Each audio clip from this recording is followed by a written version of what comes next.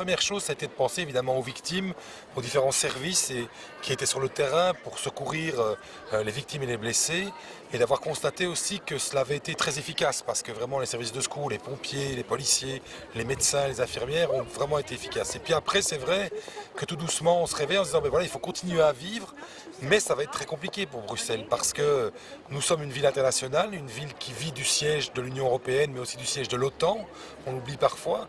On a aussi une ville qui était fort visitée par les touristes de loisirs, les familles, et donc c'est tout cela qu'il faut reconquérir et qui vont être évidemment dans un moment très très difficile pour l'économie bruxelloise. Mais aujourd'hui le tourisme c'est simple, c'est 35 000 emplois qui dépendent de cela, on est à plus à 7 à 8 millions de nuitées, on était vraiment dans les villes comme Vienne et Amsterdam, on misait énormément là-dessus. C'est vrai que ce sont de nombreux congrès internationaux, qu'ils soient médicaux ou d'affaires étrangères. On est un siège international où il y a plus d'entreprises associatives qu'à Washington DC, par exemple, plus de lobbyistes qu'à Washington. Et donc toute cette économie qui tourne autour du tourisme d'affaires, mais aussi du tourisme de loisirs, vous voyez cette grande place, patrimoine mondial de l'UNESCO, sont toutes ces qualités qui ont fait que les gens visitaient Bruxelles.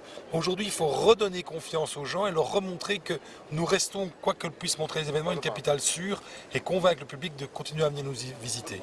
Alors c'est évidemment beaucoup trop tôt parce qu'aujourd'hui ce qu'on veut c'est d'abord penser les plaies, on pense évidemment à toutes les familles des victimes, aux victimes elles-mêmes, on est encore en plein dans l'enquête, mais évidemment qu'on va se redresser parce que c'est le sens de la civilisation et ce qu'on veut c'est de montrer que les villes sont plus fortes que la barbarie que certains essaient de lui imposer.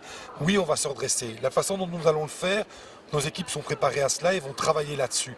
L'urgent aujourd'hui, c'est de penser aux familles et aux victimes, mais dès demain, nous nous mettons au travail, évidemment, pour continuer à vivre, tout simplement. Je vais donner deux exemples qui m'ont beaucoup touché comme responsable du tourisme.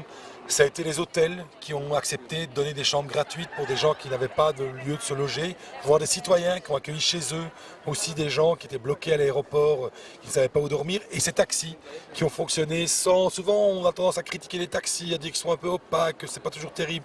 Là, on a eu vraiment un geste de solidarité des taxis qui ont décidé de convoyer gratuitement un nombre incalculable de gens pour les aider dans ce moment difficile. Et donc ces gestes de solidarité, c'est ce qu'est Bruxelles. Une ville solidaire, une ville multiple, avec des facettes évidemment énormes, mais surtout une ville de la diversité du vivre ensemble.